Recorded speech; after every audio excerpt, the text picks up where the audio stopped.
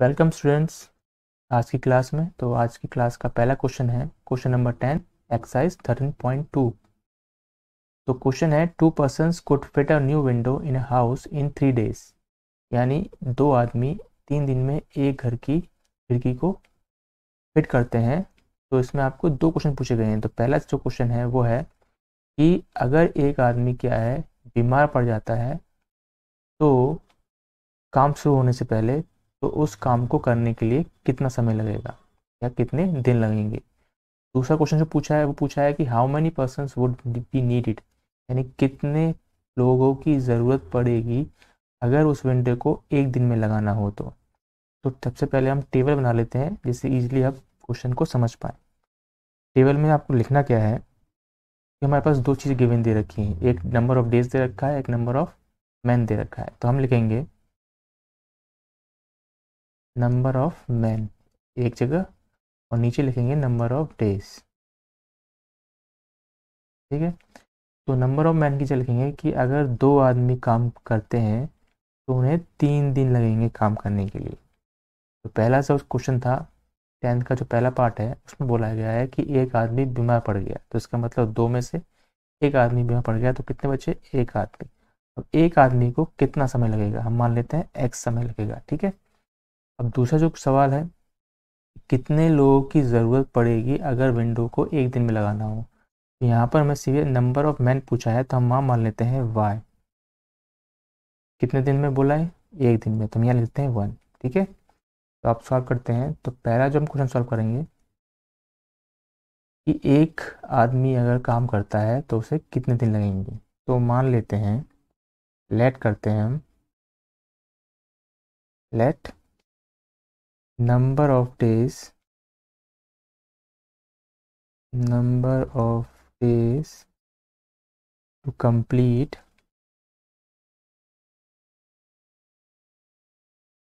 Work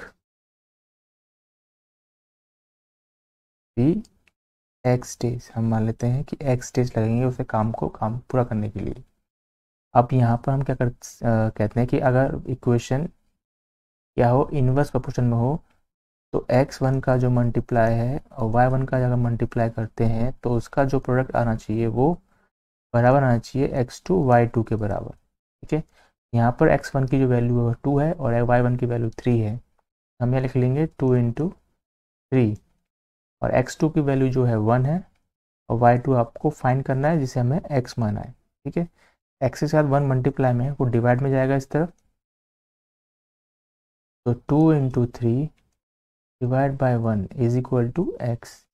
अब x की value क्या आएगी, क्योंकि 1 की डिवाइड में कोई वैल्यू नहीं होती इसलिए हम क्या मल्टीप्लाई कर लेंगे। तो x की जो वैल्यू आएगी वो आएगी 6। अब हमने माना क्या था डेज, तो आप x की वैल्यू क्या आई है 6 डेज। तो आप क्या लिखेंगे,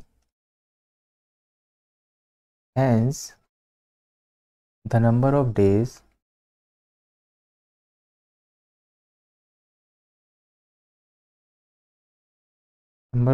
to complete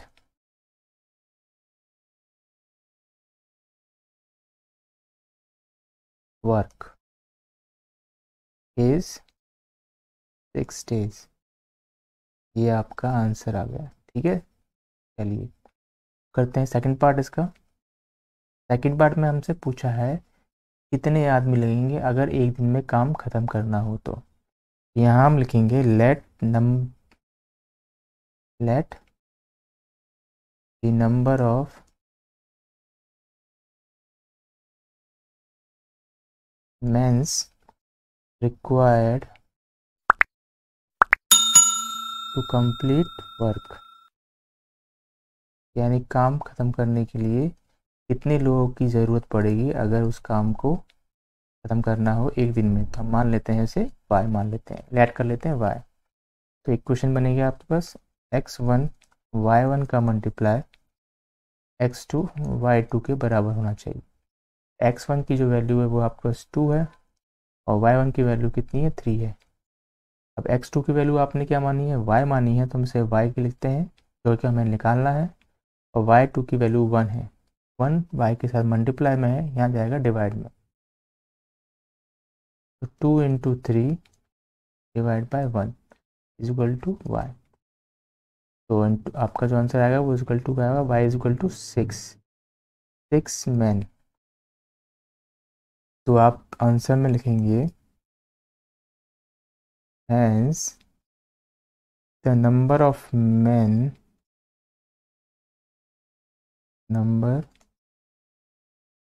men required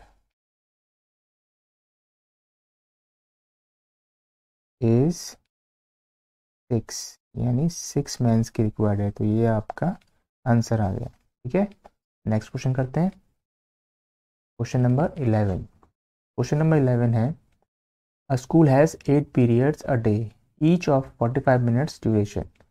How long would each period be if the school has 9 periods a day, assuming the number of schools are to be same?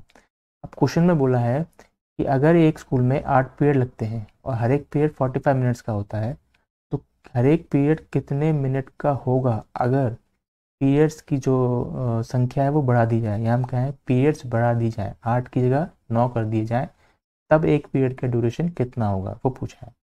तो टेबल में अब हम लिखेंगे, जो हमें गिवन है वो लिखेंगे। तो गिवन क्या है, दो चीज़ें हमारे पास, एक पीरियड है और एक टाइम है। तो हम लिखेंगे नंबर ऑफ पीरियड्स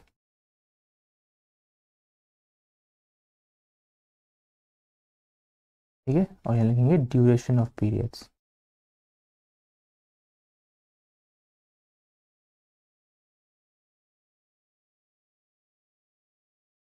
ठीक है, तो गिवन क्या है, नंबर ऑफ पीरियड्स अगर 8 है तो क्या ड्यूरेशन है 45 मिनट्स की, और अगर 9 पीरियड्स कर दी जाए तो ड्यूरेशन कितनी होगी ये आपसे पूछा है।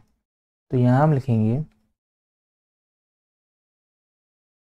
Late the required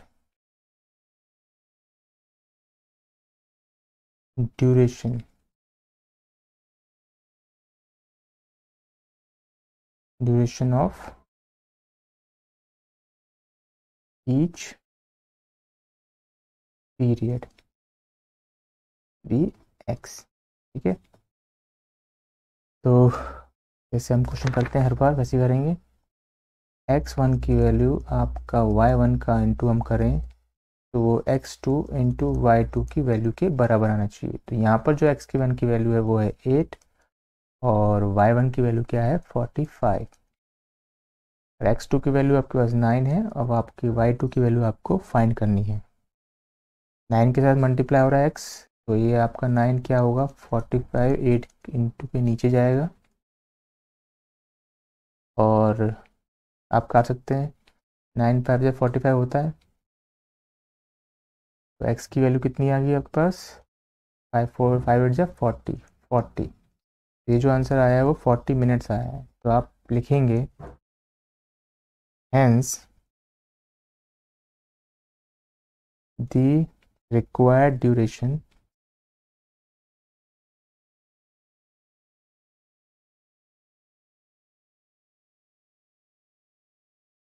of each period